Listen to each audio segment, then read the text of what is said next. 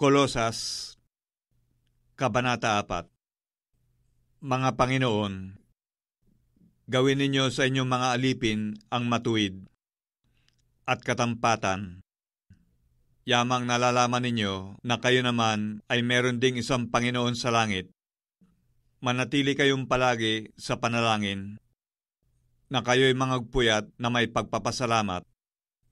Natuloy idalangin din ninyo kami, nabuksan sa amin ng Diyos ang pinto sa salita, upang aming salitain ang hiwaga ni Kristo, na dahil din dito'y may mga tanikala ako, upang ito'y aking maihayag, gaya ng aking nararapat na salitain. Magsilakad kayo na may karunungan sa nangasalabas, na inyong samantalahin ang panahon. Ang inyong pananalita naway laging may biyaya, na magkalasang asin, upang inyong maalaman kung ano ang nararapat ninyong isagot sa bawat isa.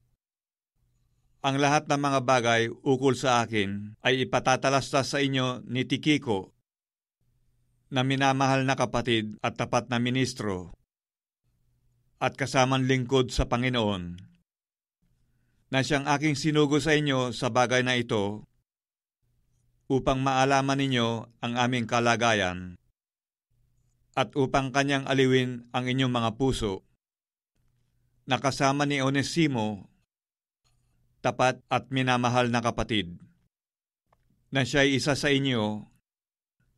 Sila ang magpapatalastas sa inyo ng lahat ng mga bagay na nangyayari dini.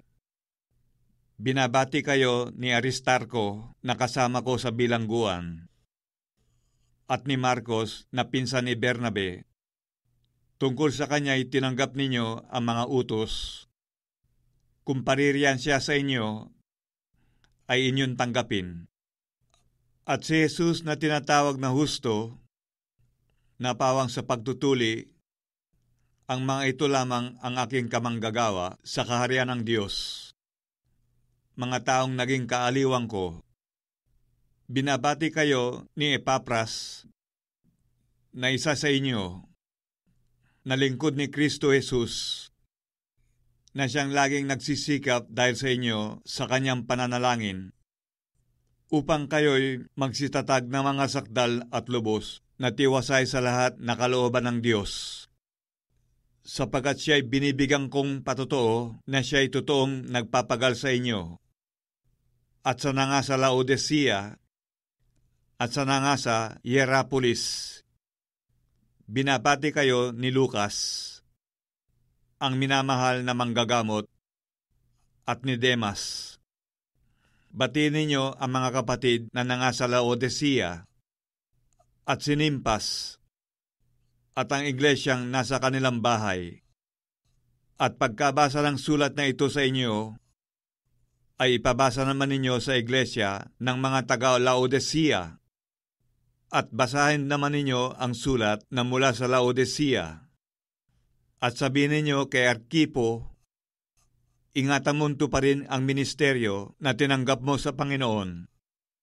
Ang bating sinulat ng aking sariling kamay, akong si Pablo, alalahanin ninyo ang aking mga tanikala. Ang biyaya'y sumainyo nawa.